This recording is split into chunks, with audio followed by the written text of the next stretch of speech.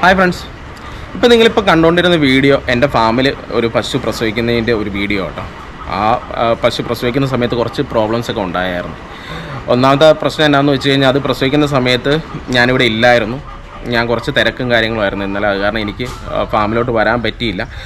അപ്പോൾ പണിക്കാരുടെ ഒരു അശ്രദ്ധയും കാര്യങ്ങളൊക്കെ ഉണ്ടായതുകൊണ്ട് ആ കിടാവും മരിച്ചുപോയി.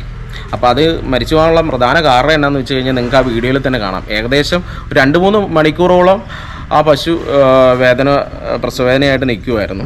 അത് ഒന്നാമത്തെ ഫസ്റ്റ് പ്രസവമായിരുന്നു. ഫസ്റ്റ് പ്രസവം എന്ന് പറഞ്ഞാൽ എല്ലാവർക്കും അറിയാമല്ലോ, കുറച്ചൊരു കോംപ്ലിക്കേഷനും കാര്യങ്ങളൊക്കെ കാണും ഫസ്റ്റ് പ്രസവത്തിന് ചില പശുക്കൾക്ക്. പ്രത്യേകിച്ച് കിടാക്കൾ കുറച്ച് മുഴുപ്പുള്ളതാണെന്നുണ്ടെങ്കിൽ കുറച്ച് ബുദ്ധിമുട്ടും കാര്യങ്ങളായിരിക്കും. ആ സമയത്ത് നമ്മൾ ചെറുതായിട്ടൊന്ന് ഹെൽപ്പ് ചെയ്യുകയൊക്കെ ചെയ്യണം. പശുവിനെ പ്രസവത്തിൻ്റെ സമയത്ത് ചെറുതായിട്ട് പുഷ് ചെയ്യുകയൊക്കെ ചെയ്യണം.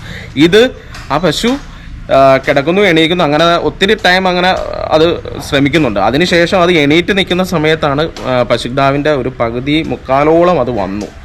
അത്രയും വന്നു കഴിഞ്ഞാൽ നമുക്ക് ഭയങ്കര സിമ്പിളാണ്. നമ്മളൊന്ന് പുഷ് ചെയ്ത് കഴിഞ്ഞാൽ കിടാവിനെ നമുക്കിങ്ങനെ എടുക്കാം.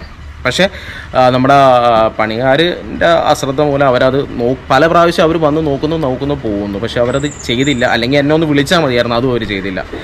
അപ്പോൾ അത് കാരണം ആ പശു പകുതി മുക്കാലും ഡാവ് വന്ന് നിൽക്കുന്ന സമയത്ത് ആ പശു വീണ്ടും കിടക്കുന്നു. അപ്പം സ്വാഭാവികമായിട്ടും പശുവിൻ്റെ അടിയിലോട്ട് ഡാവ് പോയി അങ്ങനെ ആ ഡാവ് ചത്തു പോകണം. അതാണ് അതിന് മരിച്ചു പോകാൻ വേണ്ടി കാരണം അത്ര ഉള്ളായിരുന്നു.